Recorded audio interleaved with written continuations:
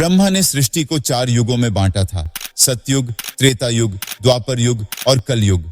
इन चारों युगों में मनुष्य की आयु और लंबाई अलग अलग तय की गई थी। सतयुग का मनुष्य कलयुग से कई गुना अधिक लंबा जीता था, उसकी आयु लाखों में होती थी। आपको यह जानकर ताज्जुब होगा कि सतयुग के मनुष्य की लंबाई भी आज से कई गुना अधिक हुआ करती थी। आइए जानते हैं चारों युगों का अलग अलग समय, आयु, मनुष्य की लंबाई, सतयुग से लेकर कलयुग तक के मनुष्य की आयु और लंबाई में क्या अंतर आया है। साथ ही जानेंगे इन चारों युगों की अलग अलग खासियत। आप देख रहे हैं दक्ष टीवी इंडिया यूट्यूब चैनल। यदि हमारा वीडियो अच्छा लगे तो लाइक, शेयर, सब्सक्राइब करना ना भूलें। हिंदू ग्रंथों के अनुसार ब्रह्मा जी ने सृष्टि की रचना के बाद कालखंड को 4 अलग अलग युगों में बांटा था, जिसमें सबसे पहले युग का नाम सतयुग रखा गया।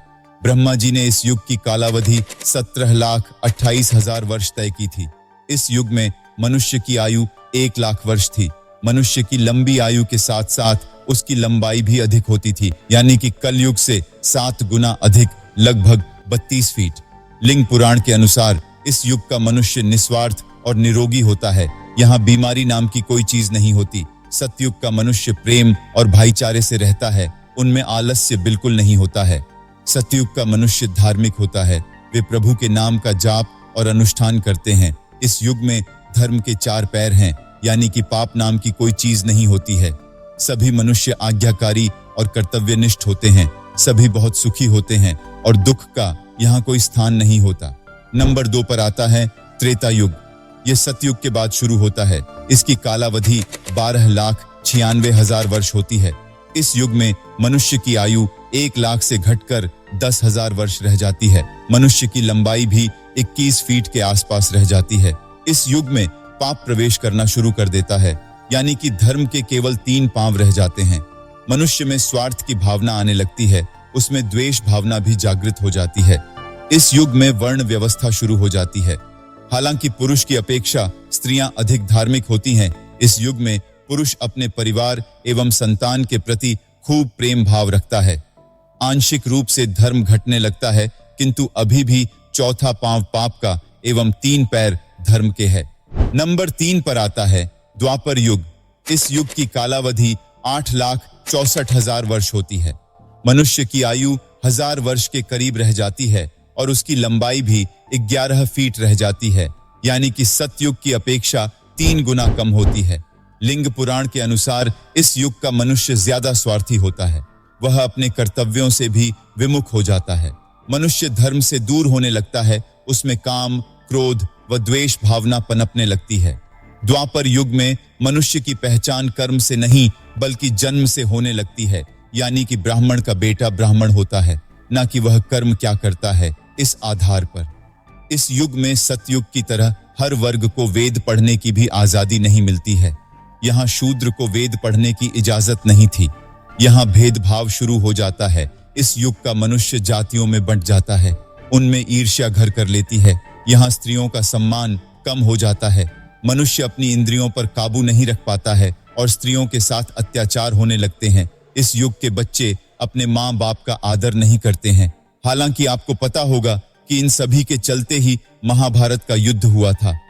कौरवों को पांडवों से ईर्ष्या होने लगी थी और द्रौपदी का चीरहरण करके उसका अपमान किया गया। दुर्योधन को सत्ता का लोभ आ गया था। यह सब द्वापर युग की ही देन थी। इस युग में आधा धर्म और आधा पाप होता है, यानी कि 2 पैर पाप के होते हैं। नंबर 4 पर आता है कलयुग। वर्तमान में हम इसी युग में जी रहे हैं। सृष्टि की रचना के बाद निरंतर यह युगों का चक्र चलता रहता है। आज का यह कलयुग युग परिवर्तन का 23वां चक्र है। कलयुग की कालावधि 4,32,000 वर्ष है। इस युग में मनुष्य की आयु केवल 100 वर्ष होती है और इसकी लंबाई 5 से 7 फीट रह जाती है। इस युग में धर्म का केवल 1 पांव बचता है, यानी कि 3 गुना पाप और 1 भाग धर्म का रह जाता है। मनुष्य पूर्णतः स्वार्थी हो जाता है। रोग बढ़ने लगते हैं। कलयुग में मनुष्य माया के कारण तपस्वी साधुओं का भी वध कर देता है। इस युग में मनुष्य धर्म को नहीं मानता, वह क्रोधी हो जाता है, उनकी बुद्धि भी अल्प हो जाती है। कलयुग में ब्राह्मण वेद पढ़ना छोड़ देते हैं, क्षत्रिय प्रजा की रक्षा नहीं करते हैं, अत्याचार बढ़ जाते हैं। इस युग में स्त्री हो या पुरुष धर्म का कोई पालन नहीं करते हैं। मनुष्य जप, तप और यज्ञ का फल भी त्याग देते हैं। चारों ओर हिंसा का बोलबाला होता है। लोगों की सहन शक्ति कमजोर हो जाती है। लोग एक दूसरे का आदर नहीं करते हैं। संतान भी माता पिता का आदर नहीं करती है। मनुष्य अपने सुख के लिए किसी भी हद तक चला जाता है।